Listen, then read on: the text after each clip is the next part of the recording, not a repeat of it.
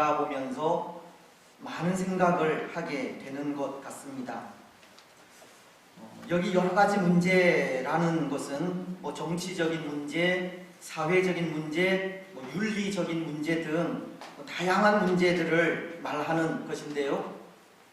근데 이런 다양한 문제들을 바라보면서 많은 생각을 하게 된다는 것은 그 모든 문제의 중심엔 항상 이 부패한 우리 인생이 주인이 되려 한다는 것 때문입니다.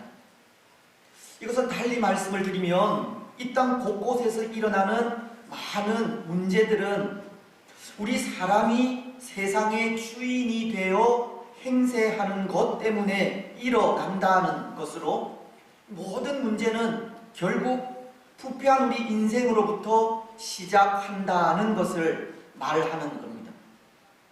예를 들면 오늘날 가장 혼란스러운 부분 가운데 하나가 저는 정치적인 부분이 아닐까 생각하는데요. 물론 인정하지 않으실 분들도 있겠지만 이 정치적으로 일어나는 모든 문제는 거의가 이 정치적 지도자들의 자질 문제에서 비롯됩니다. 사실 지도자란 그 사람이 어디에 속해 있든 개인적인 삶의 모습뿐 아니라 가정생활, 그리고 인간관계나 언어생활 등 모든 영역에서 이 지도자다운 삶, 모든 사람들에게 모범이 될 만한 삶을 살아가야 하지 않습니까? 이 지도자라는 공적인 자리에 있는 사람으로서 그 자리에 합당한 삶을 살아가야 한다는 것입니다. 하지만 오늘 이 땅의 지도자들은 그들이 종교 지도자이든 정치 지도자이든 사회적 지도층에 있는 사람이든 다 이 지도자로서 지도자다운 삶이 참 많이 결여되어 있다는 것을 생각하지 않을 수 없는 겁니다. 그들이 사용하는 언어는 물론이거니와 가정생활, 인간적인 관계, 개인의 사생활까지 지도자로서 이 사람들의 모범이 되지 못할 때가 참 많다는 겁니다. 물론 이러한 때 이 종교 지도자들이라도 자기 자리를 잘 지키고 나라를 위해 염려하는 마음으로 기도하면서 빛과 소금됨을 잘 감당해 가면 참 좋을 텐데 종교 지도자들도 마음이 하나 되지 못하고 자신의 이익과 유익에 따라 행하는 모습을 보이기도 하는 것 같습니다. 그러니 지도자들의 자질 문제로 나타나는 이 잘못된 행태와 지도자다운 삶의 결여로 시대는 더욱 혼란스러워질 수밖에 없고 나라는 사분오열, 분열이 일어날 수밖에 없는 겁니다. 오늘 이 땅에서 일어나는 수많은 문제의 원인은 그 대부분이 이 부패한 우리 인생에게 있다는 겁니다. 참 암담하다면 암담한 시대라 하지 않을 수 없는데요.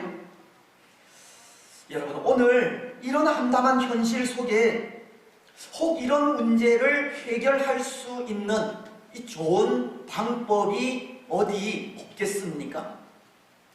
어떻게 하면 이런 문제, 부패한 인생들로 인해 일어나는 그 모든 위기들을 겪지 않을 수 있겠습니까?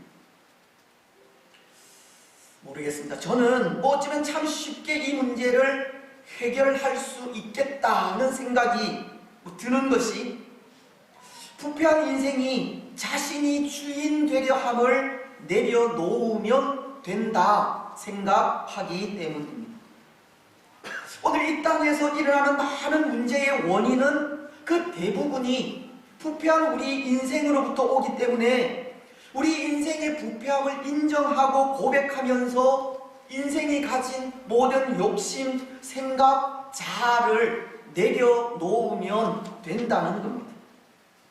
우리 자신의 왕 되려 함을 내려놓으면 되는 겁니다. 지난주일 생각한 기드온이 그러하지 않았습니까? 미디안과의 전쟁이 끝난 이후 이스라엘은 사사인 기드온에게 찾아와 이런 요구를 하게 됩니다.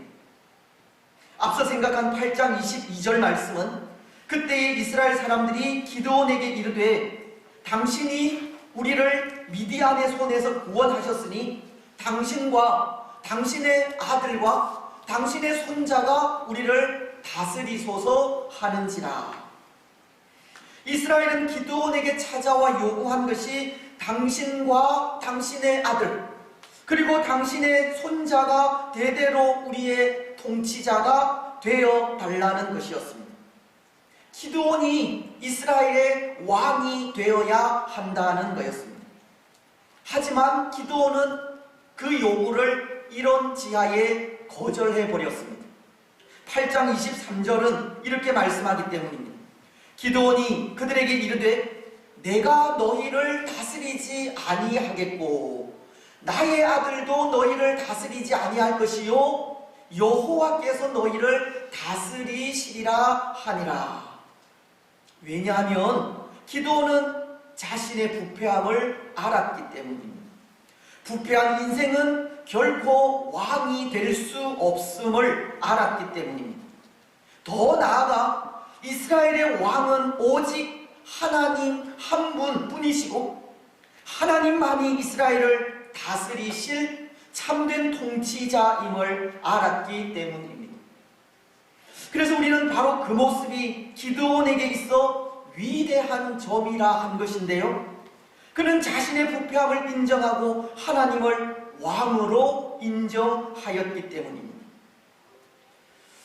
그렇습니다. 사랑하는 여러분, 오늘 이 부패한 우리 인생으로부터 많은 문제가 발생하게 된다면 우리는 우리 인생의 부패함을 인정하면서 하나님의 통치 아래 굴복할 때, 순복할 때 모든 문제는 해결받을 수 있는 겁니다.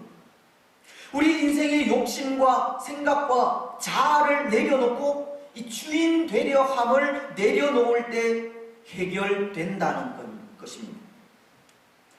영국 장로교 목사이자 남아프리카의 성자라 불린 앤드류 모레이는 이런 책을 썼습니다. 죽을 만큼 겸손하라는 책입니다. 그는 겸손은 하나님을 발견하는 데에서 온다고 하면서 하나님을 발견하면 나 자신을 내려놓을 수 있다고 하였습니다. 하나님을 만나서 그 앞에 서면 정말 아무것도 아닌 우리 자신을 발견할 수 있다는 겁니다. 그래서 그는 겸손이라는 것은 하나님을 만나 우리 인생의 부패함을 인정하고 발견하면서 모든 것을 하나님께 맡기는 것이라고 한 것입니다. 우리 인생의 부패함을 인정하고 하나님의 통치를 받을 때 그것이 겸손이요 문제를 해결받는 길이라는 겁니다. 그래서 그런지 하나님이신 예수님도 자기를 비워 종의 형체를 가지시고 사람들과도 같이 되셨습니다. 빌립보서는 2장 6절로 8절을 통해 이렇게 말씀하시기 때문입니다. 그는 근본 하나님의 본체시나 하나님과 동등됨을 취할 것으로 여기지 아니하시고 오히려 자기를 비워 종의 형체를 가지사 사람들과 같이 되셨고 사람의 모양으로 나타나사 자기를 낮추시고 죽기까지 복종하셨으니 곧 십자가에 죽으심이라. 왕이신 예수님께서도 자기를 비우시고 사람의 형상을 입어 십자가에서 죽는 겸손을 보이신 겁니다. 그래서 그 겸손으로 말미암아 우리 인생의 모든 죄를 속량하시고 구원하실 수 있었던 겁니다. 사랑하는 여러분, 부패한 인생으로서는 할 수 있는 것이 아무것도 없습니다. 우리를 위해 십자가를 지시고 죽으셨다가 다시 살아나신 예수님의 통치를 받지 않으면 우리가 하는 모든 일은 다 실패하게 됩니다. 오늘 우리가 우리 자신의 주인이 되어 모든 것을 하려 하지 마시고 우리의 참된 주인이신 예수님을 의지하여 그 앞에 우리의 모든 문제를 맡겨드리시기 바랍니다.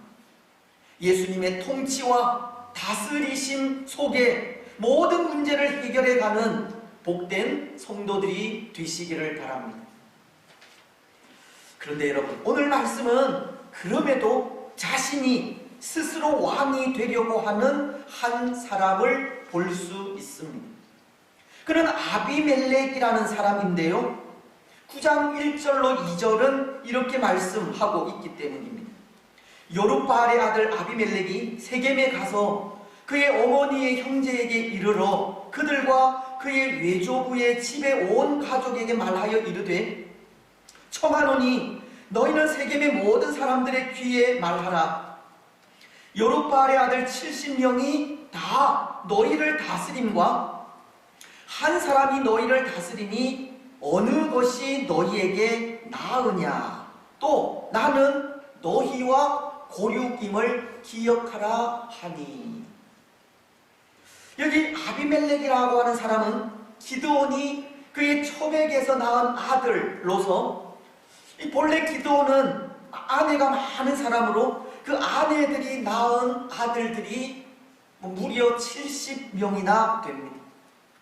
그리고 그 아내들 외에 이 세겜에서 첩을 얻어서 이 아비멜렉을 낳게 된 것 같은데요, 8장 30절로 31절이 그것을 말씀하고 있기 때문입니다.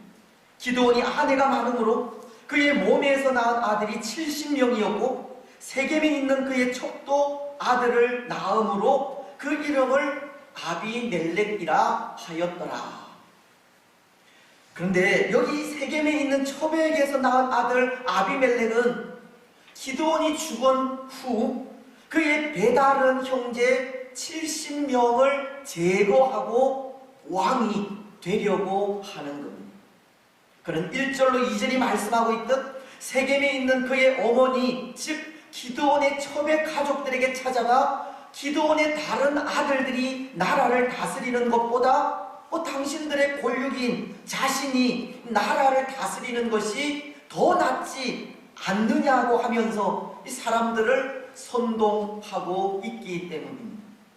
지금 아비멜렉은 자신이 왕이 되려고 하는 욕심에 그 야욕을 이루기 위해 동족들을 찾아가 음모를 꾸미고 그들을 선동하고 있다는 겁니다. 모르겠습니다. 때로 이 아비멜렉이 왕이 되려 한 것이 아버지이자 이스라엘의 사사인 기드온이 그렇게 생각하고 있었기 때문인지도 모르겠고, 아니면 아비멜렉이 그의 야욕에 아버지의 뜻을 잘못 이해하고 거스른 것 때문인지도 모르겠는데요, 왜냐하면 이 아비멜렉이라고 하는 이름이 그것을 암시해 주고 있기 때문입니다. 아비멜렉이라고 하는 이름은 그 뜻이 나의 아버지는 왕이시다는 뜻입니다. 그런데 여기 나의 아버지가 누구냐 하는 것에 따라 그 의미가 달라질 수도 있는 것이, 만약 나의 아버지가 기드온이라면 기드온은 왕이라고 하는 의미로 이 아비멜렉에게 왕인 아버지의 뒤를 이어서 왕이 되어달라는 기드온의 그 마음의 소원이 담겨져 있는 것일 터이고, 그것이 아니라 여기 나의 아버지가 하나님을 뜻한다면 아비멜렉의 야욕을 미리 직감한 기드온이 이 아비멜렉에게 하나님만이 왕이심을 고백하게 하면서 이 왕권을 차지하기 위해 섣부른 행동을 하지 말라고 하는 이 경고의 의미일 수도 있는 겁니다. 여러분 어떻겠습니까? 오늘 우리는 여기 나의 아버지가 누구일 거라 생각을 하십니까? 기드온을 말하는 것이겠습니까? 아니면 하나님을 말하는 것이겠습니까? 저는 그 아버지가 하나님을 의미한다 생각을 하는데요, 왜냐하면 과거나 오늘날이나 또 동양이나 서양이나 첩의 자식에게 이 통치권을 물려주는 경우가 그다지 많지 않기 때문입니다. 더군다나 기드온은 앞선 말씀에서 오직 하나님의 통치만을 고백하면서 내가 너희를 다스리지 아니하겠고 나의 아들도 너희를 다스리지 아니할 것이요 여호와께서 너희를 다스리시리라 라고 분명하고도 명확한 고백을 하였기 때문입니다. 물론 기드온도 부패한 인생인지라 그 마음이 변하였을 수도 있지만 8장 32절이 요아스의 아들 기드온이 나이가 많아 죽음에 아비에셀 사람의 오브라에 있는 그의 아버지 요아스의 묘실에 장사되었더라 라고 평안하고도 좋은 죽음을 의미하는 말씀을 기록하고 있는 것으로 보아 아마도 죽을 때까지 그 마음이 변하지 않은 것 같습니다. 그렇다면 이 아비멜렉은 자신이 왕이 되려고 한 욕심에 그 이름에 담긴 아버지의 마음을 이 자의로 해석한 것으로 밖에 보이지 않습니다. 왕이신 하나님을 온전히 고백하고 하나님의 다스리심 속에 살아가라는 아버지의 마음을 잘못 이해하였거나 그 뜻을 거스르게 되었다는 겁니다. 우리가 잘 알듯이 사사기서를 특징 짓는 구절이 사사기서의 마지막 구절인 21장 25절에도 기록하고 있듯이 그때에 이스라엘에 왕이 없으므로 사람이 각기 자기의 소견에 옳은 대로 행하였더라. 이 아비멜렉은 왕이 되고자 하는 자기 소견 그대로 옳고 그름이나 하나님의 뜻과는 상관없이 그 일을 진행해 나아가는 이 사사시대의 전형적인 모습을 보여주고 있는 겁니다. 여러분, 사실은 오늘 이 시대에도 이런 일들이 문제이지 않습니까? 자기 생각에 옳은 대로 행한다는 겁니다. 내가 옳다고 생각하는 것은 세상적인 가치나 윤리적인 문제와는 상관없이 행하고 있습니다. 오랜 세월 동안 많은 사람들로부터 상식적인 일로 지켜져 온 일들조차 그때와 지금은 다르다는 논리로 받아들이지 않고 거부하기도 합니다. 자기의 주장과 생각을 관철시키는 일이라면 하나님도 없고 법도 없으며 옳고 그름도 없는 겁니다. 오직 자기 생각만이 있는 겁니다. 그런데 그 결과가 어떻게 나타나고 있습니까? 파괴로 나타나게 되는 겁니다. 공동체는 무너지고 분열이 일어나며 지금까지 쌓아 올린 그 모든 것이 문자 그대로 허물어져 가는 겁니다. 오늘날 사람들은 각기 자기 생각에 옳은 대로 행하고 있지만 그 결과는 파괴라는 것입니다. 오늘 아비멜렉도 마찬가지입니다. 그도 왕이 되려고 자기 소견에 옳은 대로 행한 행동으로 이스라엘엔 파괴와 분열이 일어나고 있기 때문입니다. 먼저 9장 3절은 이렇게 말씀하고 있습니다. 그의 어머니의 형제들이 그를 위하여 이 모든 말을 세겜의 모든 사람들의 귀에 말하매 그들의 마음이 아비멜렉에게로 기울어서 이르기를 그는 우리 형제라 하고. 지금 아비멜렉은 이 혈연적 지역적인 관계를 이용하고 있는 것으로 사실 그의 어머니의 고향인 세겜은 이스라엘에게 있어서 유서가 깊은 장소로 가나안을 정복한 여호수아가 죽기 직전 이 백성들을 모아 하나님과의 언약을 갱신한 그런 장소이기도 하고 또 조상인 요셉의 무덤이 있는 장소로 사람들의 주목을 받던 그런 곳이기도 합니다. 하지만 아버지인 기드온이 이 에봇이라고 하는 대제사장이 있는 의복을 만들어 고향인 그 오브라에 둠으로 당시 이스라엘 백성들의 마음이 그 에봇이 있는 오브라에 쏠리게 됩니다. 8장 27절이 그것을 말씀하시는데요. 기드온이 그 금으로 에봇 하나를 만들어 자기의 성읍 오브라에 두었더니 온 이스라엘이 그것을 음란하게 위함으로 그것이 기드온과 그의 집의 올무가 되니라. 그래서 자연적으로 이 세겜은 사람들의 뇌리에서 멀어지게 되었고, 그것으로 세겜 사람들은 오브라에 대한 열등감으로 시기와 질투를 하게 된 것입니다. 이 아비멜렉은 그가 세겜 출신으로서 세겜 사람들의 그런 심리를 이용하게 되었다는 겁니다. 근데 그 일이 성공을 거두게 되었습니다. 3절 말씀이 그들의 마음이 아비멜렉에게로 돌아 기울었다라고 하기 때문입니다. 이스라엘은 지금 아비멜렉이 그 소견에 옳은 대로 행한 일로 이 분열을 맞이하게 되었다는 겁니다. 뿐만 아니라 이스라엘엔 파괴도 나타나게 되는데요, 5절은 이렇게 말씀하기 때문입니다. 오브라에 있는 그의 아버지 집으로 가서 여룹바알의 아들 곧 자기 형제 70명을 한 바위 위에서 죽였을 때, 다만 여룹바알의 막내 아들 요담은 스스로 숨었으므로 남으니라. 형제 70명이 한 날 한 장소에서 이 처절하게 죽게 되는, 결코 일어나서는 안 될 일이 일어나게 된 것입니다.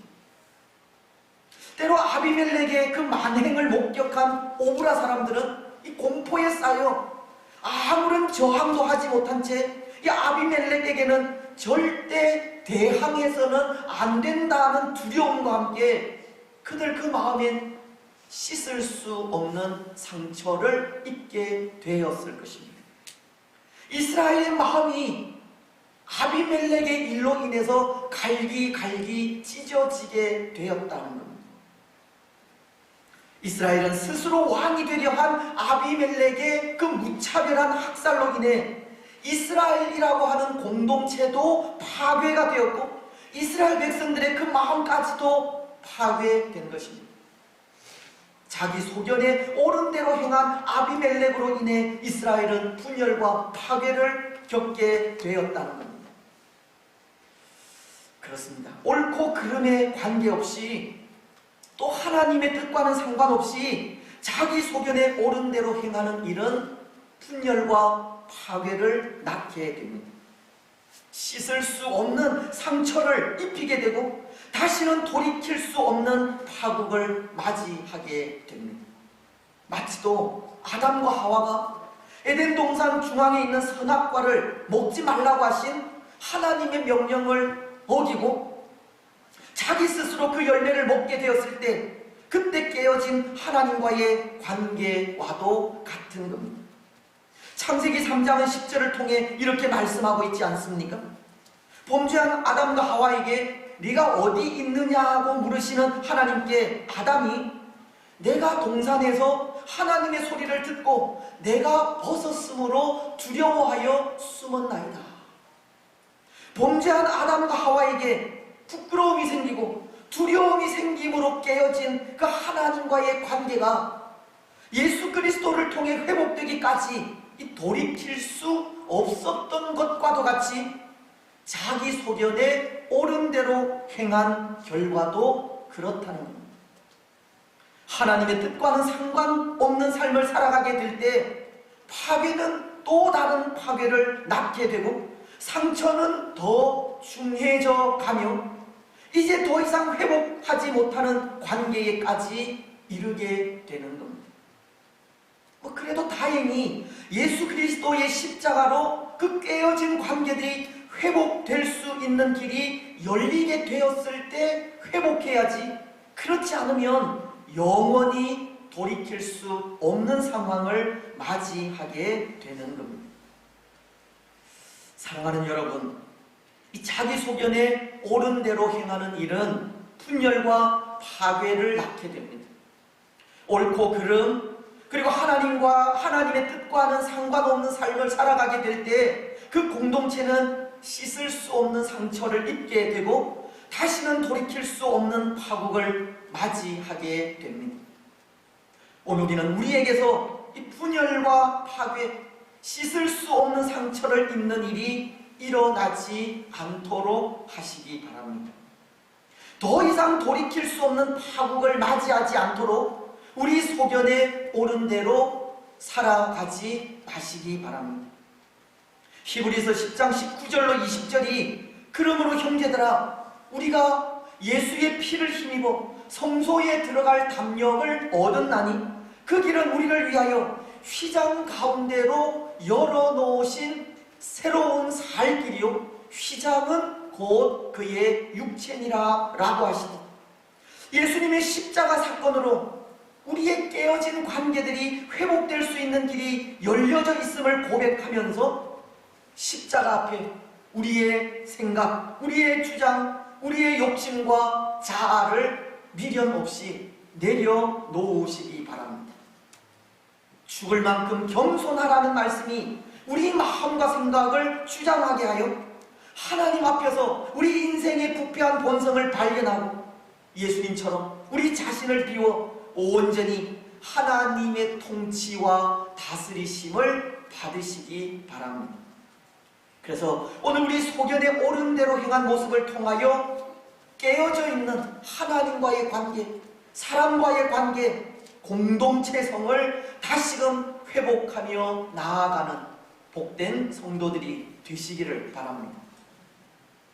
이제 말씀을 정리하겠습니다. 사랑하는 여러분, 오늘 마지막 6절은 이렇게 말씀하고 있습니다. 세겜의 모든 사람과 밀로 모든 족속이 모여서 세겜에 있는 상수리 나무 기둥 곁에서 아비멜렉을 왕으로 삼으니라. 아비멜렉은 옳고 그름에 관계없이 자기 생각에 옳은 대로 백성들을 현혹하고 형제들을 죽여서 마침내 왕이 되어 백성들 위에 군림하게 되었습니다. 하지만 이 말씀이 가르치는 것은 비록 아비멜렉이 자신이 원하는 대로 왕이 되기는 하였지만 그의 그 자질적인 문제로 모든 백성들의 환영을 받지 못하는 왕이 된 것을 보여주는 말씀으로 이스라엘로 하여금 참된 왕, 영원한 왕에 대한 간절한 소망을 가지게 하였습니다. 여러분, 오늘 우리 인생은 그런 존재입니다. 부패한 인생으로서 사람들에게 만족을 주지 못하는 존재입니다.